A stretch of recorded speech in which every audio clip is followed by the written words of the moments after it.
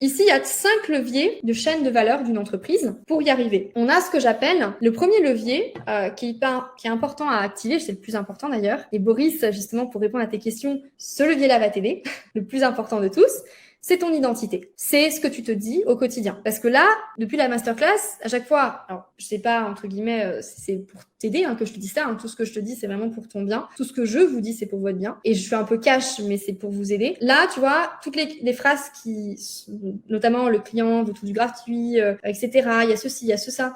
Et ben du coup, déjà, l'identité, c'est ce que tu te dis au quotidien. Donc, si au quotidien, tu te dis, les gens, ils veulent que du gratuit, c'est pas comme ça que tu vas augmenter ton réservoir financier. Donc, incarner l'identité d'entrepreneur et d'entreprise, prestige pour atteindre votre prochain palier de chiffre d'affaires de profit d'entreprise. Ça sous-entend que c'est un vrai travail en profondeur avec soi-même. Est-ce que ce que je me dis au quotidien, c'est en accord avec ce que je veux réaliser? Possiblement non, sinon vous y serez déjà, en fait. Les autres, ils vous renvoient l'effet miroir de vous-même, en fait.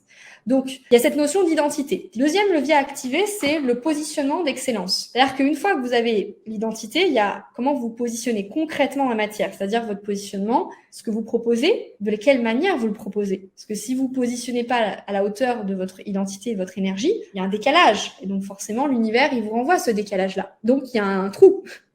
il y a un puits qui se crée. Ok, donc il y a vraiment cette notion-là de deuxième point à activer, c'est le positionnement d'excellence pour vibrer au niveau, votre accompagnement, il vibre au niveau auquel vous êtes et votre identité. La troisième chose, c'est expanser la stratégie, parce que vous avez sûrement peut-être une stratégie aujourd'hui qui vous permet d'avoir des clients. Certains peut-être oui, certains peut-être non, pas encore. Mais en tout cas, vous avez déjà des clients. Donc, il y a quelque chose qui fonctionne. Maintenant, quand vous voulez développer votre chiffre d'affaires, il y a besoin d'expanser votre stratégie. Okay, pour développer votre clientèle, mais de manière plus stratégique. On n'est pas sur de la quantité, mais de la qualité. Okay, et donc, il y aura à un moment donné besoin de passer par la publicité. Si vous n'êtes pas encore acclimaté à ça, il y aura besoin d'y passer. Si vous êtes venu chez moi, c'est parce qu'il y a eu de la publicité aussi. Okay, donc ça se travaille. Il y a un côté algorithmique, un côté technique, mais il y a aussi un côté énergétique avec la publicité.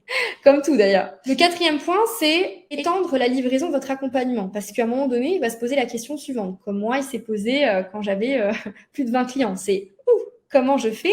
Parce que mon temps, il est limité sur Terre. J'ai que 24 heures dans une journée comme vous.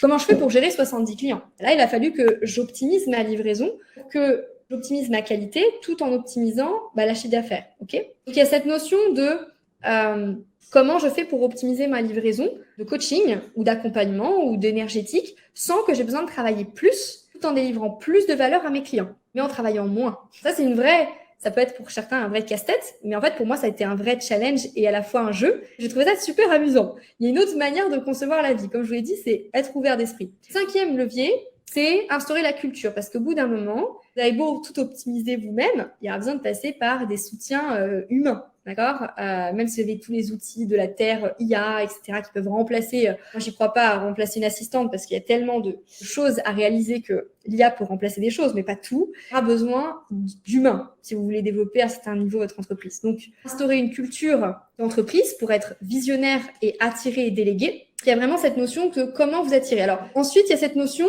de culture d'entreprise visionnaire pour attirer et déléguer aux meilleurs joueurs, c'est-à-dire les meilleures personnes qui peuvent venir dans votre entreprise, à différents départements stratégiques. Et plus vous voulez grandir de manière rapide, plus vous aurez besoin de gens experts dans leur domaine. Donc ça se travaille aussi. C'est comment vous allez pouvoir travailler sur la notion de passion, de zone de génie, de réaliser votre plus grand rêve, tout en ayant des gens qui font des choses que vous aimez pas faire en fait, et qui le font à votre place parce que eux, ils sont à leur place là-bas. Mais pour ça, ça nécessite de comment j'active cette culture-là, ce que je vous ai expliqué tout à l'heure. Ok ?